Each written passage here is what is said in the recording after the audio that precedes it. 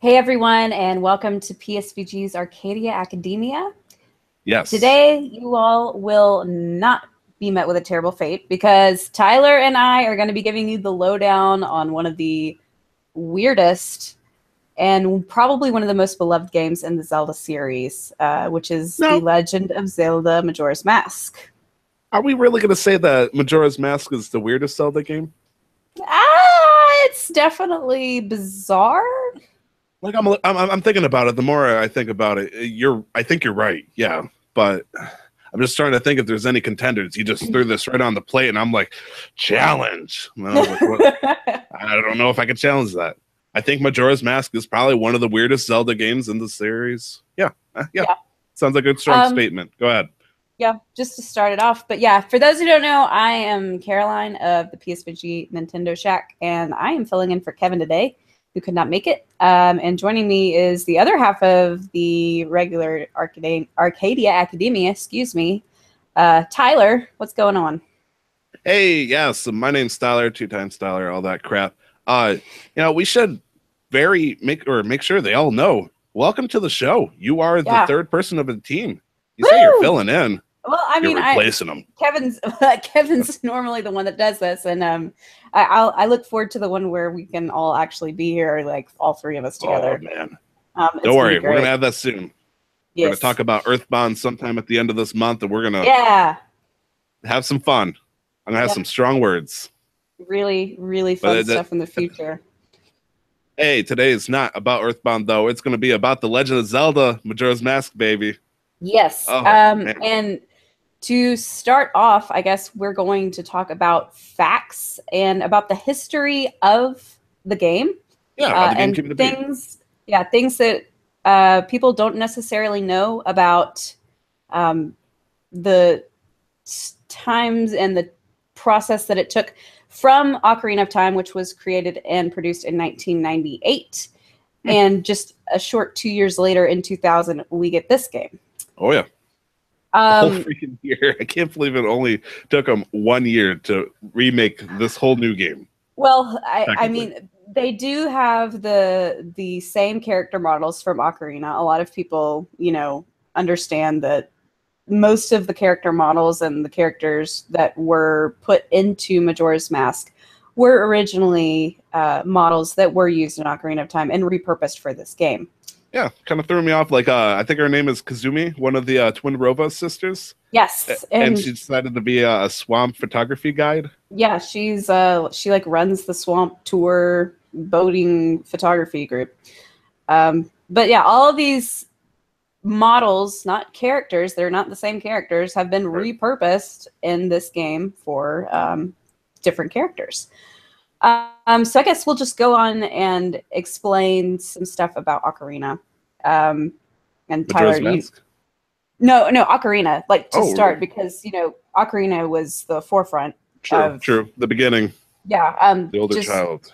Ocarina, took 4 years to develop following A Link to the Past. But they wanted to get another game out for the Nintendo 64 that was a Zelda title. Mm-hmm. So they pushed this title out very, very quickly. We're saying like within a year it was produced.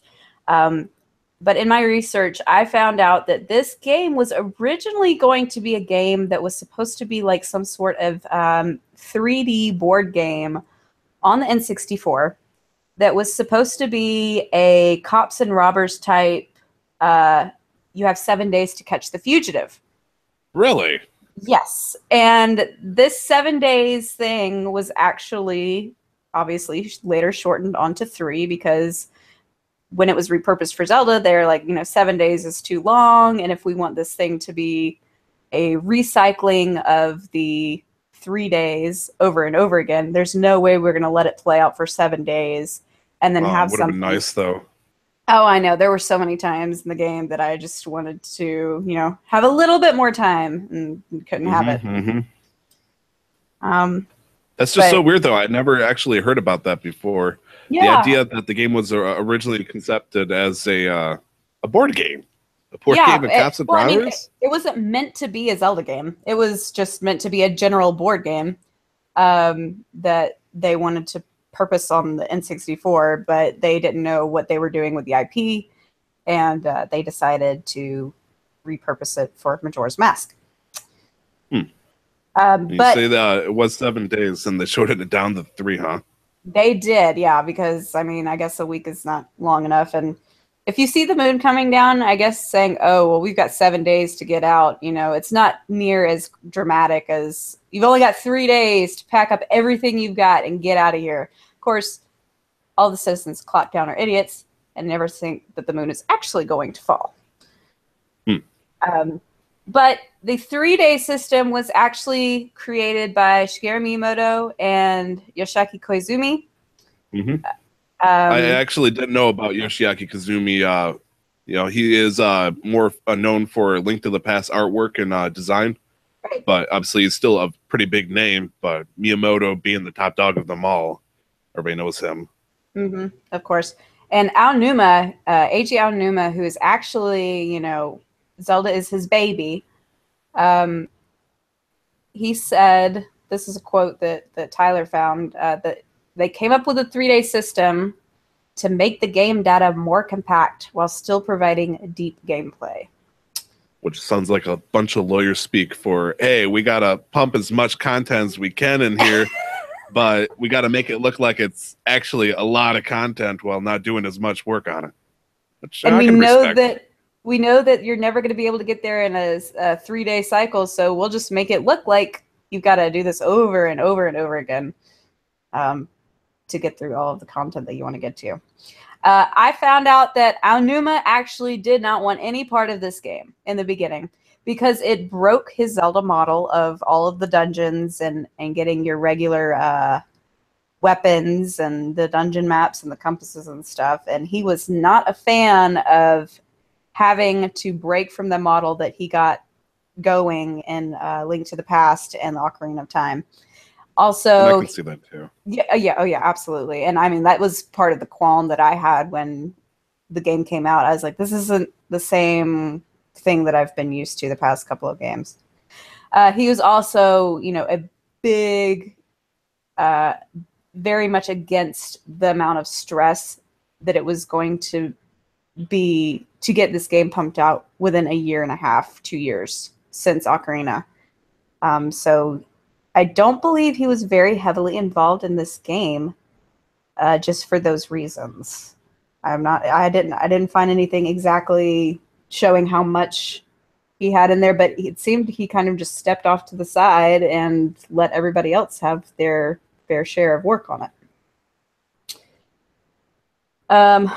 All right, Tyler, I will let you talk about the 64DD because I don't know if some people know about the 64DD.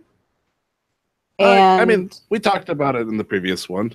Right, okay. The 64DD was supposed to be a fancy cartridge disc-based system. Never really came to be just because they just didn't think it was going to pan out proper.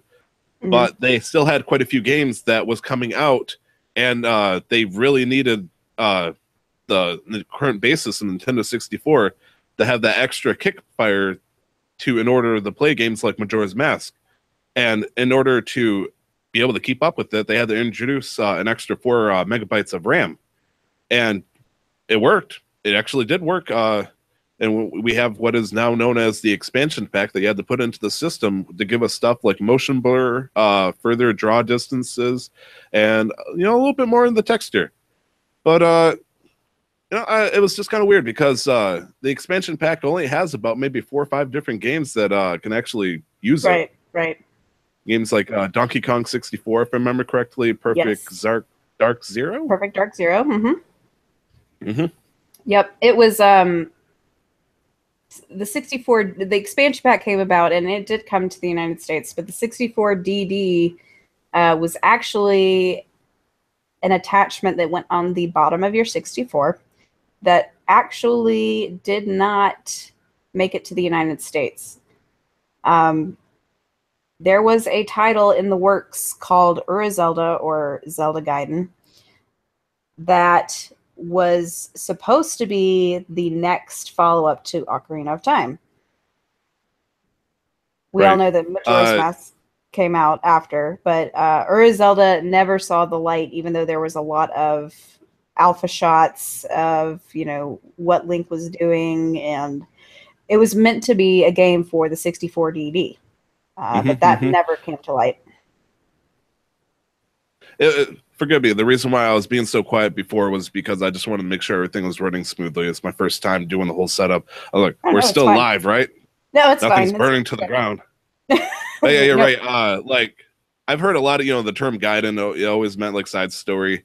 And so Mm-hmm. originally they had Zelda or behind or under Zelda, which, Right, right. totally different perspective aside. They were working on the idea of remodeling this totally in the alpha stages, pulling out models and, putting them in different scenarios and remake what eventually became Majora's Mask. Right. However, on the side note, they also wanted to take the work that they did before they went into Majora's Mask, and I'm sure you heard of the game called the Ocarina of Time Master Quest, right? Of course. Yeah, it came out for the GameCube, if I remember correctly. Was it just GameCube? Yeah, GameCube. Yes, it came out. It was an extra bonus disc feature that you got if you pre-ordered the Wind Waker. Oh yeah. Yeah, I I'm still kind of have jealous. it. I wish I got it. I did get the Legend of Zelda collection where it has Majora's Mask and Ocarina of Time, and I Mm-hmm. think a couple other games. I Yeah, was it so has the jealous. original 2 NES titles and those 2. Yeah, yes, you're right. Plus a 20-minute playable demo of Wind Waker. Ooh, Yeah. Mm-hmm. I still smoking. got that one on my shelf too. But yeah, that was basically the creation of the game. There was also some interesting things that came out in alpha and beta that, screenshots leaked from Nintendo, including there was an adult Link mask on the C button, basically, that young Link had. And I think it was in the very early stage, like we're talking before you even get to Clock Town. And obviously this was repurposed for the Fierce Deity mask that you get near the end of the game. But it seems that adult Link was actually going to be a quickly interchangeable feature that they decided to nix in the game and use it as kind of an OP effect for the final boss. Right. When I first got the Majora's Mask game, I'm gonna give you a quick sad story. I'm not proud of this. Oh, I'm okay. gonna open my heart. You ready for this? Ready? The Legend of Zelda Majora's Mask is the first and last game that I've ever stolen. Oh, okay. Yeah, I know, right? That's not as bad as I thought it was going to be. It's still kind of bad. Because it was a physical copy, it had a game save file, so I'm not proud of it. But when I first played it, I saw the Fierce Deity mask, and is it deity or deity? Deity. Yeah, it's some sort of Greek word, I think.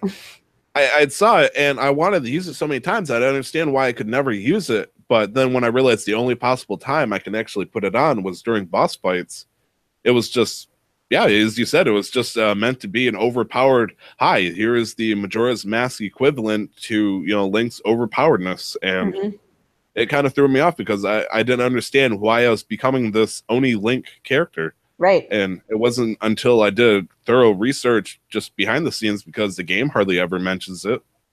In fact, the strongest comment that you see about it is from Majora himself, saying, "Hey, right. maybe you're the bad guy, and I'm gonna, you're gonna be the robber. I'll be the cop." Right. And it just kind of throws that, hey, this might be a little bit more deeper than I thought. But it's unfortunate that they don't actually talk about it that much in the game. They had a year. Yeah. Well, maybe it will be repurposed later on. I am going to mention something about Majora's Mask being similar to another item in Zelda that we will talk about in just a few minutes. But for those who have not played the game, let's go ahead and talk about the features of the game. This is not your stereotypical Zelda game where you go through, you get the dungeon map and the compass throughout the dungeon, and then you get the mini boss weapon and you use that weapon to defeat the boss. I mean, there's one thing I'd like to point out that's unique to Majora's Mask in terms of the dungeon design. I'm sure you remember these stray fairies. Yes. I know I didn't write it down. It's like I thought it was like, oh yeah, that's right. You got to collect collectibles. was it? Yeah, There 20s? No, I think there were 10 in the first few. Maybe there were 20 in the other ones. I don't know. But like around Clock 10, I think there's 5. But yeah, because you had a chance, kind of like an extra challenge to each dungeon if you wanted to do it. Because, you know, if you got all the stray fairies, you'd be able to summon the great fairy of the area. Right. You get special effects such as double magic, a great fairy sword, other cool stuff like that. And I thought that was pretty cool. Yeah. It was definitely like for people like me that are obsessed with getting all of this stuff unlocked in the game 100%. That was really fun, and they were pretty tough to find in some places. I remember in one of them, there's one like up underneath a Deku Scrub launcher, and you wouldn't have seen it had you gone all the way down to the bottom and looked up and like, oh, there it is. Oh man, I think my least favorite one is the Ice Mountain one, or I don't remember what the Snowhead Temple. Yeah. Oh man, I never liked trying to collect the fairies in that one. It was just a nightmare. Yeah, that's actually probably my least favorite in the entire like temple area in the entire game. Oh really? You're throwing it out there right now, eh? Yeah, I mean, I have my favorites and my not favorites, but what's your favorite temple in Majora's Mask? My favorite temple in Majora's Mask is actually the Deku Palace. I really, yes, I loved Woodfall Temple. I don't know if it was just, I guess, well, the music is incredible. Just throwing that out. Love the music. But also, having played it as a kid, I base things on favorite and not favorite based on how scared I was. And I was not as scared in that temple as I was, you know, fighting Georg in Great Bay Temple. Oh my God. Yeah, but do you remember the sections in the first temple where it was like completely dark, and like in the very first room you go into the first I'm sorry, what is the name of the temple? Woodfall Temple? The Woodfall. Where you drop down, all of a sudden there's these little black dudes with the little like puffs with red eyes or white eyes just comes around. Yeah, I was scared senseless of that game. I don't remember that bothering me that much. To me, it's a matter of underwater fish creatures, and Ikana Canyon and the elegies are just, oh gosh, we'll talk about that in a minute when we get to the theories. But that for me, that's probably my favorite. That's your favorite? Totally Great Bay. I love dealing with the Druid and all that. Yeah, I loved. I love the pirates, and I love the mechanic of being able to swim as a Zora. But just the fish boss fight, freaks me out. But in terms of game features, we have, as we said before, a 3-day system. But in this 3-day system, there's no way you can get everything completed. So you can try. It's not going to end pretty. I think some speedrunners have been able to get it done, but I'm not exactly sure on that. Or at least resetting it once or twice. The 3-day system, you can reset at any time using the inverted Song of Time. Is that correct? Or no, you just use the Song of Time. Sorry. Inverted Song of Time will slow down. Yes. In this game, you also have young Link is your main protagonist, but as Child Link, he is not exactly as powerful as his adult counterpart and cannot use all of the weapons as he used from Ocarina of Time. We should also note that this is the same Child Link from Ocarina of Time that is out finding Navi. So instead, he has these transformations in the form of masks of different races. We have a Deku Scrub. We have a Goron, a Zora, and then finally we have the Fierce Deity mask, which you only get throughout the end of the game. Give up all your masks, sell them off, and do some very unfortunate, nasty puzzles. Yeah, it was so sad. Where it's like, but I get to keep them all, right? I get to keep them all, right? As we mentioned before, there's not all of the 7 or 8 dungeons that normal Zelda games have. There are only 4 main dungeons in order to get through. You have Woodfall Temple, Snowhead, Great Bay and Ikana Canyon. That Stone Tower, but yes. Stone Tower, yes, and Ikana Sorry. Canyon. I'm sorry. I don't mean to correct No, no, you. no, no. Let me adjust my absolutely fedora right. here. You're absolutely right. But those are the main four, and they are situated north, south, east, west from Termina instead of Hyrule. Termina is the city that we are in this game, and it's not Hyrule. And even though you do have these four main areas that you are trying to go through and complete the dungeons and get the masks from the bosses for, there are a lot of mini quests in between that you perform in those regions and also in the center of Termina or Clocktown. And I find this interesting because we've seen this very recently in Breath of the Wild, where we have four main dungeons and a lot of mini quests that you can go about and do whatever you want to do. So it's like they're taking a page from the Majora's book into a recent main Zelda game. Now, how did you feel about Termina being the actual location versus Hyrule? Did it ever feel like it was kind of different, or? As a kid, I always thought that meant that it was not a true Zelda game and that it was a knockoff. Oh, jeez. But over the years, I actually got over that sense of, if it's not Hyrule, then it's not really a Zelda game type thing. Yeah, I was such a snooty child. It's just, this is one of my top 10 Zelda games, probably in the top 5. But it's definitely kind of a breath of fresh air from the general Zelda model, that we're in a different place. And we see that in another game recently, too, that I'll talk about in a minute. And well, we might as well jump into that because that's next on my list. Yeah, sure. Let's go wild. Yeah, deep dive. So we're going to talk about theories and lesser known facts about this game and arguments, really. So Sure. The argument is, if this is not set in the Kingdom of Hyrule, is it a Zelda game? I mean, you posed that theory to me before, but honestly, if it has The Legend of Zelda on it, much as I don't like to admit that, it's a Zelda game. Because, I mean, I've seen Triforce Heroes. I've seen a couple of CDI games. I was about to say. I saw the second Zelda game. Yeah. I know there's some fans out there that love Zelda too, but I'm one of those lamos.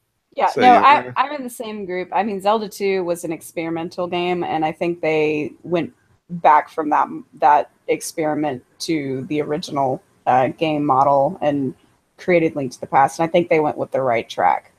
Right. I mean, an RPG element Zelda game would be great. Don't get me wrong, but I think the closest, cooking. Yeah, well, like leveling up. I think the closest we've gotten to Zelda 2 in terms of the leveling up aspects is probably been Breath of the Wild since then. Right, with raising up your stamina and your health, technically. Yep. It gives you access to new areas, just by raising the bar, technically. Sure. Yep, literally. All right. While we were talking about Termina, there's some debate about what Termina as a name actually means. Okay. So Termina is actually a term that I see what you did there. It's a place where people come and go, or like a hub. Right, like a train station, train terminal. Right, absolutely. So this is true insofar as it's the center of the world for Clocktown, and it's where these people are coming in for the festival and actually trying to get out and leave before the moon crashes. But at the same time, I know you're aware of this, but Termina is also, you could consider as terminal, which which is Latin for to perish, right, to go, the end, death. And we're gonna jump into that because this is one of the biggest theories and debates and arguments in the Majora's Mask community. Is Link dead throughout the course of the events of this game? Is Link dead during this game? Yes. I mean, a couple of times, yes, I'll admit. I'll let him go. I didn't have enough fairies. I'd have run out of time. But the theory states that Link dies when, in his trip trying to get Epona back from Skull Kid through the forest, he falls down into this dark abyss. Yes. And that's where he is killed. So he was never able to find Navi. He was never able to get Epona back. This theory is corroborated by the Kubler-Ross model, which, if people do not know what the Kubler-Ross model, I am going to tell you in layman's terms, is basically what you've heard is the 5 stages of grief, which is denial, anger, bargaining, depression, and acceptance. Right. Dabda. And people have come up with pretty good analogies of very creative ways. Different, all of the realms and areas in the game representing those 5 stages of grief. And I'm just going to touch on each of them really quickly. Yeah. Denial being Clocktown and the people of Clocktown saying that the moon is not going to fall. That's their denial. That scene with the group of construction workers and whatnot arguing with the mayor as the local town's guard. Yep. And they were saying clearly, hey, the moon's not going to crash. We got to keep going as planned. Yep. And people just wouldn't accept it. And they kept working around it like it was nothing was going to happen. Although well, Link keeps going on, and his first, the first place that you're supposed to go chronologically in the game would be Woodfall in the Deku Palace, and anger, the second stage of grief, is represented by the Deku King, who is angry that his daughter, the Deku Princess, has been stolen, and he's blaming this monkey. So that's the second one. The third one, when we go to Snowhead, is bargaining. Darmani, the ghost of the Goron that has died, is fearing leaving his people behind and begging that he gets a second chance to come back so he can help his Goron people. Right. And of course, since we couldn't do that, he asked us if, since we can't do that, just heal me. And of course, that's how we get his mask. Right.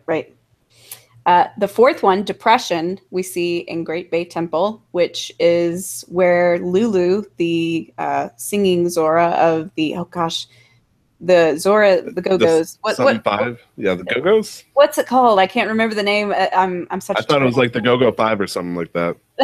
Like the Jackson 5. But anyway, the band, she is the lead singer and the only female Zora in there. And Mikau was her lover, who was also in part of the band, and they had children together. And because they're fish, they lay eggs. And she has lost her eggs because the Gerudo pirates, whoever, have stolen them. And she is... Indiegogo's, by the way. Indiegogo's, that's correct. I think I got thrown off because I think Go in Japanese is 5, so I think Indigo 5. 5. But that's just me being... No, it's fine. It's a valid train of thought. But that is representative of the fourth stage of grief of depression. And then lastly, we have acceptance. And acceptance is in Ikana Canyon in the Stone Tower, where Link learns the Elegy of Emptiness. And I can see that. It is it's backed up by the fact that the ability to create the Deku, the Goron, and the Zora, and also Link himself as these totems using the Elegy of Emptiness song. They're shells of deceased individuals. Right. There's a couple of moments in kind of Canyon, I think I can see where it shows acceptance. For example, the Composer brothers. Right. One is very upset, and you calm them down, and they accept. Right. And also the Ikana Royal King. You fight him, and at the very end, he eventually admits, "My kingdom is in ruin. There's no way that we can recover from this." Right, and he accepts that we're done. Yes. Also, I think it's a matter of Link accepting his death and bringing himself out of the darkness, because in that area, he receives the light arrows to bring himself out of the darkness. True. Um, True. so that's just I mean like a very brief touch on the Link is dead theory. I highly recommend you guys go and look at the Game Theorist episode on it, because MatPat is extremely verbose, and he dives into everything about this. That I am a fan of this theory, but a lot of people are not. And me included. Yeah, I'm totally against. Personally, well, okay, so you're against it? Yes. Oh, okay. Well, I actually could see it as plausible, but there are other reasons that I don't think that it could be possible, simply because, you know, we see the same Link as an adult skeleton in Twilight Princess in that timeline, trying to teach the Twilight Princess Link all of these things. But in that same scenario, he says, I was upset and had did not have time to pass my teachings on to a successor while I was alive. So there's that. I mean, we'll never know, but it's definitely one of the coolest and probably most debated theories or arguments in the community for Majora's Mask. Right. And Kara, I'm not like trying to poop on the theory. Everything absolutely. you said, the stages, they totally, like, the developers totally were trying to show signs in each section. Whether or not that means Link is dead and that's him going through the stages versus you encountering each people doing their stage. I feel like their Link is hitting each of the characters as they're hitting their certain section of their grief. Right. But whether Link is, smoked bacon is debatable. Do we want to touch on happier things, or getting from death? Do we want to go down the creepier route? Because we have the opportunity now to do both. Oh yeah. Okay. This is Majora's Mask, baby. We got to go as dark as it gets. We got to get edgy. I want to go into the abyss, man. All right, let's go. All right. So in 2010, September, there was a post on the 4chan forums in the paranormal section. My favorite section to read the fine, juicy Undertale of the world. Well, this one was way back before Undertale, and it was started a thread started by a user named Jaduzable. He claimed that he bought this Majora's Mask cart from an old guy, and that when he played it, he popped it in there, and all of a sudden things started to go haywire. And I will just briefly touch on this. It is a fascinating creepypasta. I highly recommend anybody who's into creepypasta and augmented reality games to give it a look. It's actually still sort of going on today.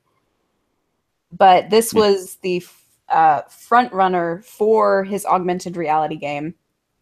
And he claimed that the Majora's Mask cart was haunted by a kid named Ben, and Ben revealed to him throughout his playings through the game that he had died by being drowned. Oh, wow. Yeah. Oh, wow. Yeah, very, very dark stuff. And there's a whole slew of how Ben got from the cables in his N64 into his computer and was messing with his computer, and he had to get out and all this. It goes on and on. I mean, like, this went on and on for some time. And then finally, the guy, Alex Hall, who is the username Jaduzable, he came out and said, yes, this is a game. It's an augmented reality game. I lost the time and the resources to keep doing it, but I wanted to keep doing it. And so a bunch of people pitched in to actually keep him going for a time. And this was going up pretty steadily until 2015. He comes out and says it's going to be finished soon in 2016. And I did not find anything recently about the developments of if it's still going on and he's still making it as a sort of actual augmented reality game. However, it's probably the pioneer for all creepypastas where it comes from the game is being possessed, basically.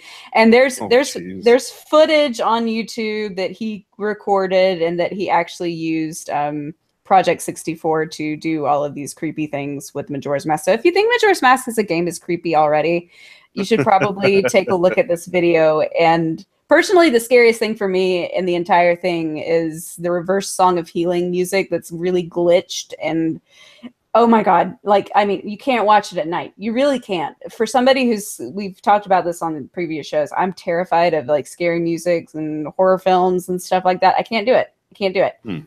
I was actually watching a film or, you know, sort of just a documentary of this augmented reality game in preparation for this cast. And I actually got a little freaked out. And I told my husband before I was going to sleep, and this was like, I watched it at 8 o'clock.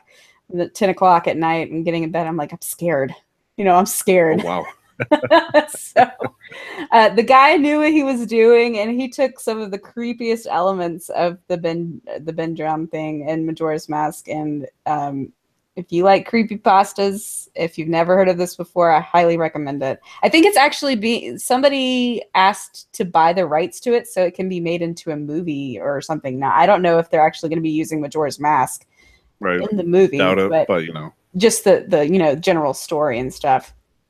Now, do they ever touch on Lunk? You know who I'm talking about? When you create the Elegy of Emptiness for Link, yep. You get Lunk, this creepy looking kid statue. Lunk is technically Ben in this entire thing. So Ben represents himself through the empty shell of Link, and it just randomly pops up and follows him everywhere he goes. It's terrifying. No, thank you. Oh gosh, no, thank you. You've got to watch it. You've got to watch it though. Like some of the stuff is just double no, thank you. Oh. What's it called again? YouTube. Ben Drowned. If you just look up Ben Drowned, you'll get everything about it. And there's a lot of documentary about everything that happened from September of 2010 up until like the present day, where he's still trying to make it a legit augmented reality game. There was a whole website created called the Moon Children that, you know, he continued doing things through. Like the ghosts were possessing the website and people were ascending to the moon or committed suicide because they were followers of the moon. And it's messed up, but all fake. No kidding. It sounds messed up.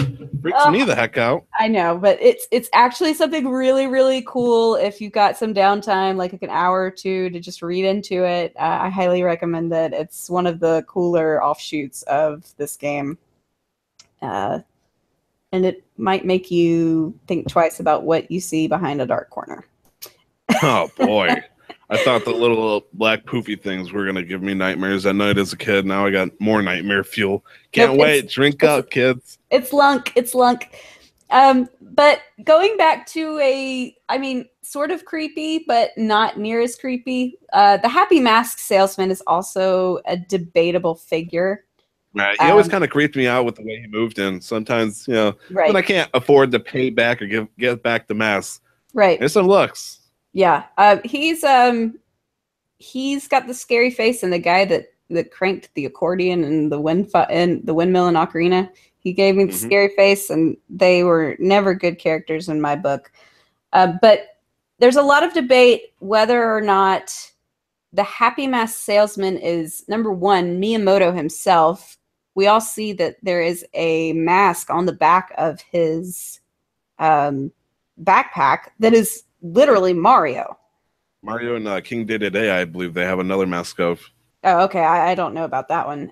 But really? Oh, yeah. Yeah, I'll have to find a picture.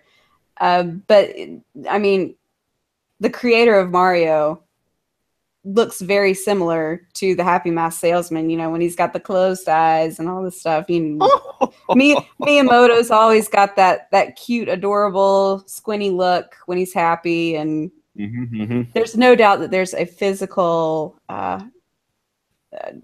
similarity there, but I would have to cross compare and see what Miyamoto looks like with the stink eye. I can't return his mask, and he does the angry red eyes. But the other thing that people have debated is that the Happy Mask Salesman, why did he have the Majora's Mask in the beginning, just why would he be in possession of it? And one of the ideas behind that is that he was actually one of the members of the clan that created the original mask. Oh, wow. Really? Yeah. Yeah. Well, there's a lot of theory going around that, and just that he disappears at the end, and he says that, you know, he's got the mask back, his job is done, he can leave this place. Parting is sure to follow. Yeah, it's debated whether or not he had something to do with it, or if he caused the events to happen in general for his own dark purposes. But I also wanted to touch on the fact that, you know, this mask was a creation. Whether or not the Happy Mask salesman was part of the clan that did create it or not. But this mask also bears resemblance, if anybody has played Twilight Princess, to the fused shadow that Midna wears. The eyes on both of them are almost identical, completely. I never thought about that. And that's right. There's. Go ahead. I'm sorry. No, it's literally like the same diagonal shaped eyes with the small pupils in the middle. But the fused shadow was created by the interlopers of Hyrule, who some people actually believe to be the Gerudo, because the Gerudo are not in Twilight Princess at all. And they actually both, him and the Happy Mask salesman, all have red hair. So that's an interesting theory. But that suspicious, said the man to his mistress. Yeah, they are both very magical items and very powerful dark magic. So maybe there will be something, hopefully, down the line released by the creators saying, hey, yeah, this is the group, and this is what they did, and what they created here, they also created it here. I think it's too much of a coincidence that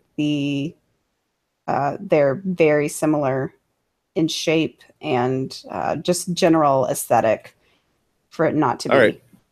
This is a random question. Let's say Midna with the Fused Shadows versus Skull Kid with Majora's Mask. Who wins? Oh, no doubt, Midna.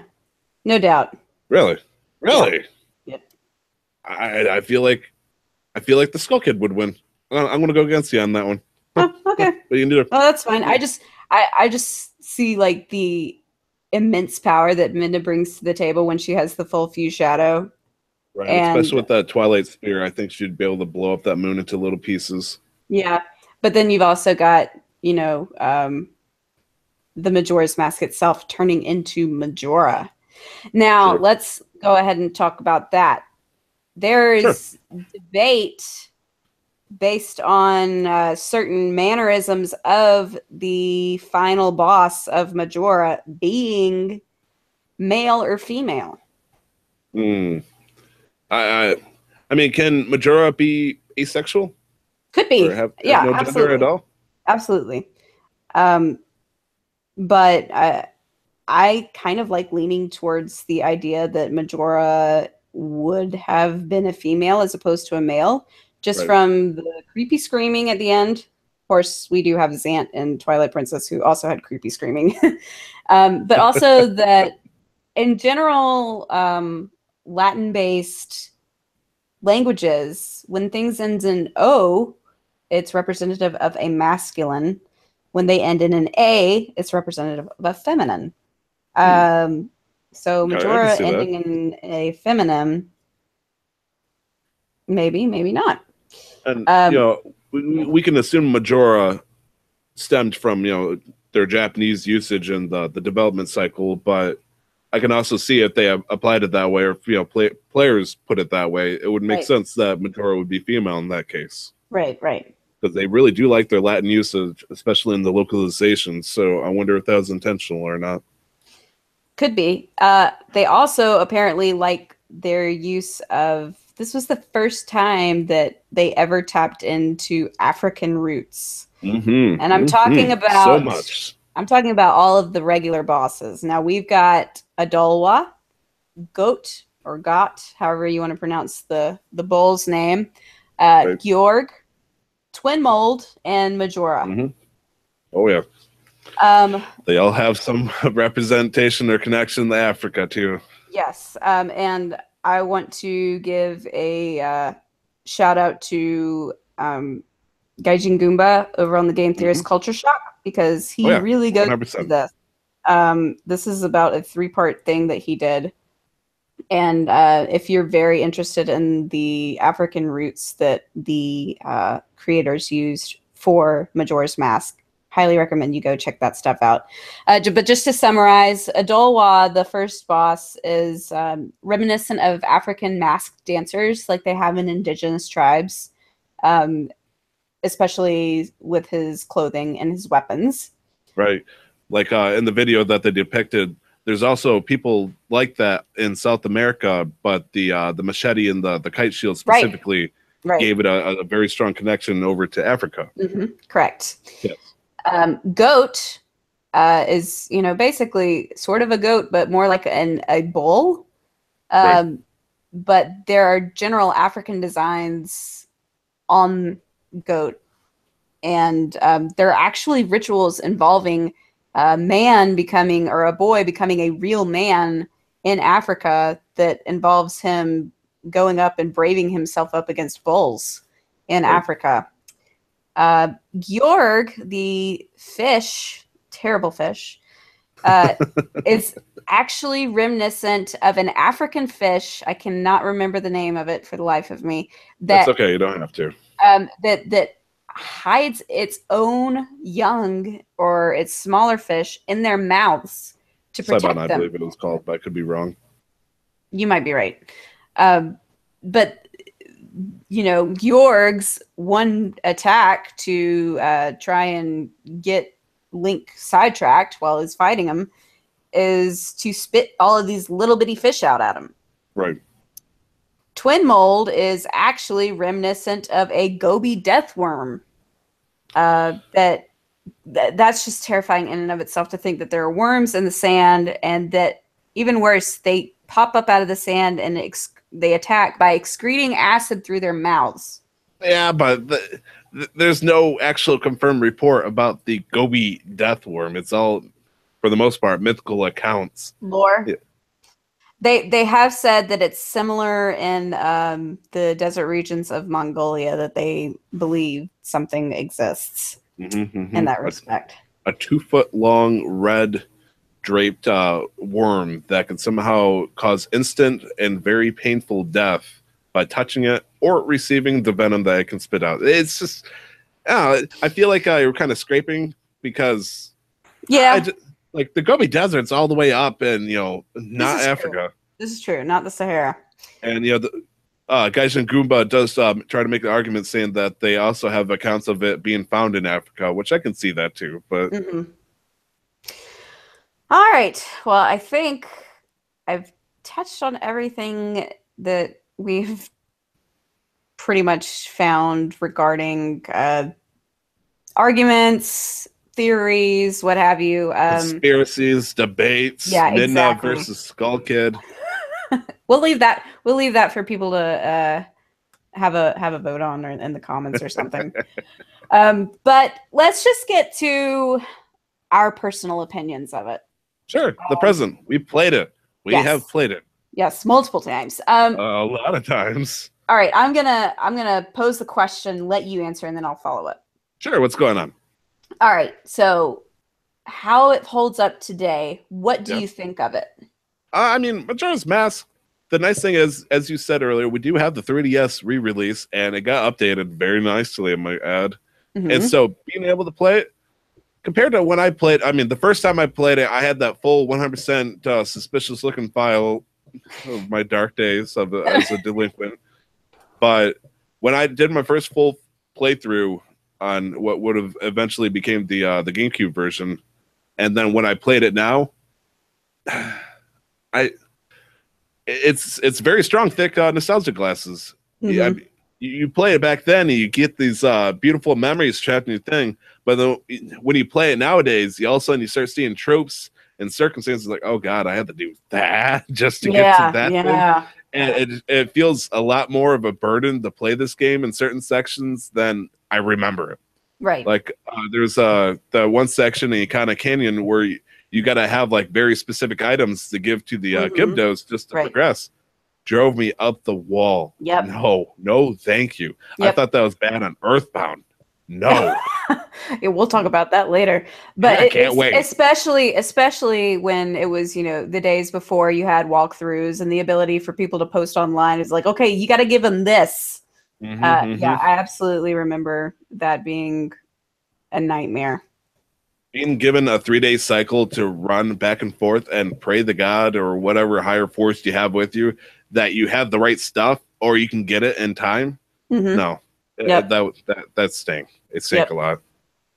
But I mean, it was still fun. I absolutely agree. I was frustrated back then, and it was such a long time for me to actually beat the game in completion, just because I didn't have patience as a 10 or 11-year-old kid when I was playing this game, and I still don't have patience. But I was able to take what I had learned from the original one when the 3D version came out, and the 3D version was made easy. I mean, I have more issues with the 3D remake than I do the original, even though the original had its ridiculous parts. The 3D original or the 3D remake almost made it too easy. And I kind of felt cheated out of my childhood. It's like, well, if you're going to make the game like this, why didn't you make it like this before? Like, I mean, all of the bosses had the general Zelda eye on it, where it's like, oh, shoot the eye, shoot the eye. I understand they were trying to go for a simpler, more mainstream approach for people who wouldn't expect this kind of play. Yeah, I suppose, or just they were trying to oh gosh, what's the word I'm looking for? They were trying to make all of their bosses have a similar entity that they were, they wanted something to link them together. But at the same time, Georg was a joke. I remember playing Georg about 3 or 4 times before I beat it the first time. And then, now I don't know if it's experience as a gamer or the fact that the boss fight. Yeah, you're a pro, Carol. You know it. You got all in the bag. It was lackluster in comparison to what I grew up with playing the original one. Now, that being said, I will probably still play the N64 cart as opposed to the 3D game. I think the 3D game is beautiful. I think it's a wonderful updated version of graphics. And I enjoy the much cleaner time at the bottom as opposed to the analog clock in the original. Right. But for the difficulty factor, I think it's much more, a little bit ridiculous in prices, like you said, but much more fair overall for, somebody that what I've come to expect from a Zelda game. Okay, I can see that. Yep. Would you say it's still innovative? Innovative. Innovative, whatever. Yeah. I guess do you think it broke game design and stuff like the 3-day system? No. And how it incorporated that into the game? Back then, I do think that was sort of different. It hadn't been done before, but at the same time, I don't think that it, was a groundbreaking, earth-shattering, oh my God, we've never seen this before in a video game type thing. It wasn't so much innovative for me as it was, hey, we've got all these character models and we need to get a new game pumped out on the N64 system before we come out with their new system. But I don't know. What are your thoughts? Well, I'm trying to think of all like the different things, how it had a significant impact on the Zelda series. And unfortunately, a lot of the things that kept unique to the game stayed with the game. Right. Like the mask and whatnot. You don't see too much implication on any. I mean, actually, in Breath of the Wild, there are new implications. For example, you can get Majora's Mask in like one of the DLC packs, and it has special effects. I thought that was cool, but really, they totally realized that the 3-day time cycle just didn't work out, and they wanted to have either something that focused during the week, such as in Pokemon Gold and Moon, or just have a simple day and night cycle. Right. And Animal I Crossing. yeah, I do not think that the innovation stayed with the game as well as I thought it would. Yes, I agree. I think it's they experimented with it and they did not really take anything from it aside from the formula. Like I said, in Breath of the Wild is similar, but not complete. Right. What about? Well, I guess we've already sort of talked about this. Do you still enjoy it? Is it still fun for you? I think so. I mean, it is one of those cult classic kind of style games, and we all have our soft spots for Majora's Mask. But I did I have more fun with it than if I were to play like Ocarina of Time? Actually, I think I would. I Yeah, think I would have more fun. Like Ocarina of Time, I have down to a science at this point that I don't think it would give me the same fun and enjoyment because the story, once you get used to it, is kind of bland. But right. Majora's Mask, it still has different flavor, and each section encompass, Absolutely. I think no there's, direction. there's Ocarina and Twilight Princess, those are very linear games. Right. You go about them in the same way that you would every single time. In Majora's Mask, you can do it any way you want to. It's kind of like Breath of Right. the Wild in the regard that, oh, okay, I want to go over here and, do these mini quests first. But, sometime before you might as well be like, well, I don't want to do the mini quests. I'm just going to go ahead and knock out all the dungeons and then I'll come back and do the mini quests. Now that's not exactly, sometimes you do need to do some sort of mini quest in order to access those other areas of the game. But Right. you don't have to do everything in a certain specific order. And I think that definitely spices it up a lot more than what a general Zelda game would. I think it would have been very fun if I didn't have to, because one of my biggest problems with video game tropes is a forced time mechanic. Mm-hmm. So I buckle down, even if the time mechanic is super easy and very generous. Yes. I freak the heck out. So I beat the dungeon on the first night. I'm like, oh god, I'm still panicking. I have 2 more days to gather my wits and finish this whole area up. Mm-hmm. Yeah, it's kind of upsetting, and I wonder what it would be like if somehow they took that away. Yeah. I don't know.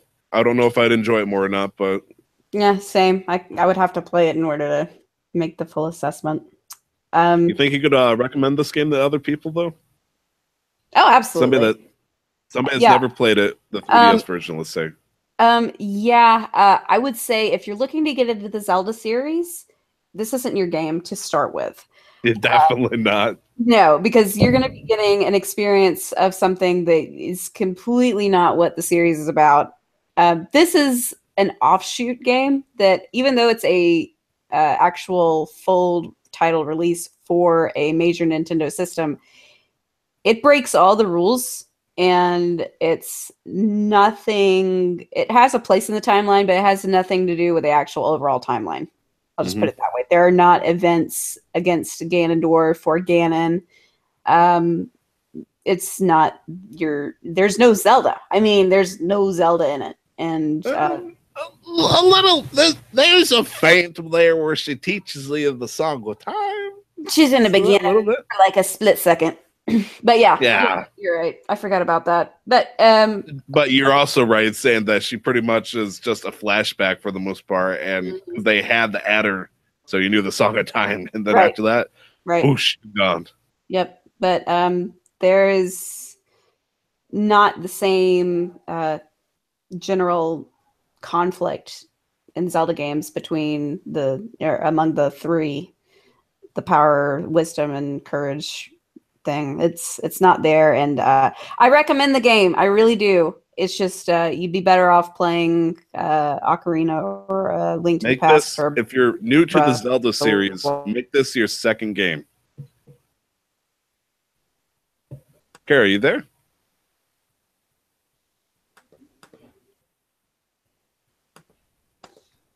Oh, I was just making sure because I couldn't hear you either. Oh, well. Yeah, we had a little jumble up there. No, it's fine. I was just gonna say if you're gonna start a new game or a new Zelda game, you want to go with your Link to the Past, Ocarina, or your Breath of the Wild. Majora's Mask would definitely be after you get the full swing of a great second general game. Zelda formula. All right, cool. And the question we usually ask, should it get an HD release? As you pointed out, yeah, it already did. So It I already guess did. our dreams came true. Yeah. I mean, Took them 3 years of teasing too. Yeah, they were pushing it for a while. After Ocarina came out, everybody's like, "What about Majora? What about Majora?" Um, They and make light mention of it, and then somebody made Operation Moonfall, this giant petition to yeah, get it I started. remember. I That was remember. in like 2012, 2013. It's like, we're thinking about it. And Yep. 2014 is like, we're gonna make it. And Yeah. then we get in 2015. So, Yep. it took them a while, but they committed. I wouldn't be opposed to an even more HD release down the road because I mean the 3DS only has so much capability with Are we its talking models. Switch? We're talking well, or something down the road from Switch, but I mean, like, can you imagine Ocarina even rehashed even more, like talking about like the realism of Twilight Oh yeah. Princess? Like I've that seen a would, good oh, playthrough of it on the Unreal Engine. It was so yeah, nice. I've seen a lot of good stuff too. But I mean, like that would be awesome in my opinion if we could get to that point. But remakes I to think me I'd be okay. are Go not, ahead. you know, make or remakes to me are not make or break. I am happy with the content that we already have, and if they so choose to recreate a game with or rehash the game with new graphics, then I mean, I'll buy it. I'm a Zelda I fan. think I'm gonna buy it. I'd be happy if they took the 3DS remakes of Ocarina of Time, Majora's Mask, put in like a combo pack, and then Hmm. release it for the Switch. And now, mind you, it probably wouldn't look that great on TV mode, but I think on portable it would just be beautiful. Right, Oh, right. It really would. it'd be a dream. Hmm. Well, I guess we said everything we Yeah, had come to say. I think it's the night of the final day. I think Yep, we got that definitely. 5 minute timer or whatever Has ticking it been down right 3 now. days already? Yeah. Oh my God. All right. Well, again, I'm Caroline, the Nintendo Aim on Twitter. You can find Yep. And me through God, PSVG. Tyler, where can they find you? I'm up 2 times Tyler on Twitter. You can check me out on my occasional streaming on twitch.tv/PSVG. And of course on here, youtube.com, play some video games where our crew likes to post all sorts of fun stuff like Mm-hmm. this. Yes. And we also want to pimp out Kevin, PSVG Kevin on Twitter. He's not here with us today, but he will be back for more Arcadia Academia. We missed you, Kevin. Please Yeah. come back. We'll talk with him about Earthbound soon. But I hope you Oh all man, I have can't wait to crap on that game. crap on it. No. Oh yeah, I've got to crap on it so hard. Oh, Oh man. okay. But anyway, No, I it's hope okay. you You and all Kevin are have, going to team up on me, so you're good. we might. I hope you all have enjoyed this uh, cast of Arcadia Academia. We will see you soon with some more cool video game tips and well-known facts, not less known facts, and all sorts of cool stuff. See you next Right. time. Yep. We'll do Earthbound next episode where we break it down or we break down the pixels. Break down the pixels. Yeah.